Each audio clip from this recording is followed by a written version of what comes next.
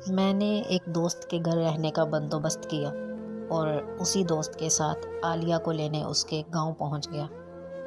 میں گاؤں پہنچ کر چاچو لوگوں کے کام پر جانے کا انتظار کرنے لگا۔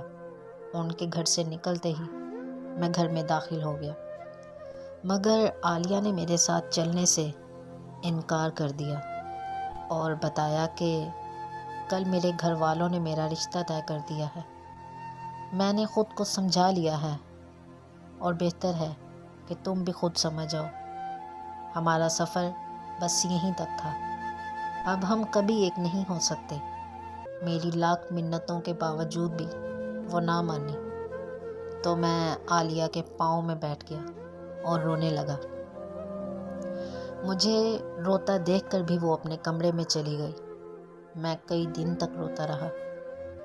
میں بہت تکلیف میں تھا کہ میرا کسی نے ساتھ نہیں دیا، نہ میرے گھر والوں نے اور نہ عالیہ نے۔ میں نے فیصلہ کر لیا کہ میں اب کبھی واپس نہیں جاؤں گا۔ میں سب کچھ بھول جانا چاہتا تھا، اسی لیے میں نشہ کرنے لگا۔ میرا دوست مجھے اکثر سمجھاتا تھا کہ نشہ چھوڑ دو اور اپنے گھر والوں کے پاس واپس چلے جاؤ، لیکن میں نے کبھی بھی اس کا مشورہ نہیں مانا۔ وہ نادان یہ نہیں سمجھتا تھا کہ میرا اس دنیا میں کوئی نہیں ہے۔ اور پھر ایک دن میں روز کی ٹوکا ٹاکی سے تنگ آ کر اس کا گھر چھوڑ کر سوات کے گاؤں دن گرم چلا گیا۔ دن گرم کا ایک لڑکا میرے ساتھ انگلینڈ میں پڑھتا تھا۔ دن گرم میں آ کر مجھے تھوڑا سا سکون محسوس ہونے لگا، کیونکہ میرے دوست کے گھر والے مجھے بیٹے کی طرح پیار کرتے تھے۔ وہاں رہتے ہوئے وقت کا پتہ ہی نہیں چلا اور کیسے 7 سال گزر گئے۔ میں گزرا کل بھول کر اپنی زندگی میں مگن ہو چکا تھا۔ گھر والوں کی اور عالیہ کی کبھی کبھی یاد آتی تھی، مگر میرے لیے وہ سب گزرا کل تھا جسے میں پیچھے چھوڑ چکا تھا۔ مگر میں اس بات سے انجان تھا کہ گزرے کل سے جتنا بھی بھاگ لو، وہ ایک نہ ایک دن آپ کے سامنے آ کر کھڑا ہو جاتا ہے۔ میرے ساتھ بھی کچھ ایسا ہی ہوا۔ میرے دوست کے کچھ رشتہ دار کراچی سے سوات گھومنے کے لیے آئے تو انہیں گھمانے پھرانے کی ڈیوٹی آنٹی نے میری لگا دی۔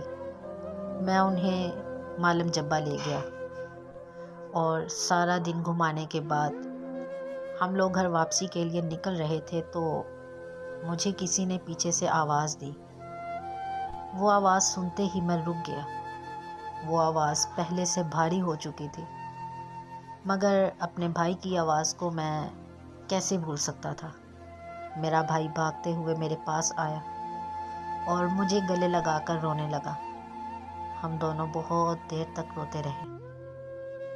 جب چپ ہوئے تو بھائی نے بتایا کہ اس کی 1 ہفتہ پہلے شادی ہوئی ہے اور وہ یہاں اپنی بیوی کے ساتھ ہنی مون منانے آیا ہوا ہے۔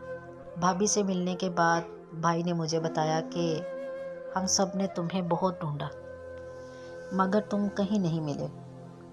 پھر کچھ عرصے بعد ہمیں یوں لگنے لگا کہ تم اس دنیا سے جا چکے ہو، مگر امی اور ابو نے کبھی نہیں مانا۔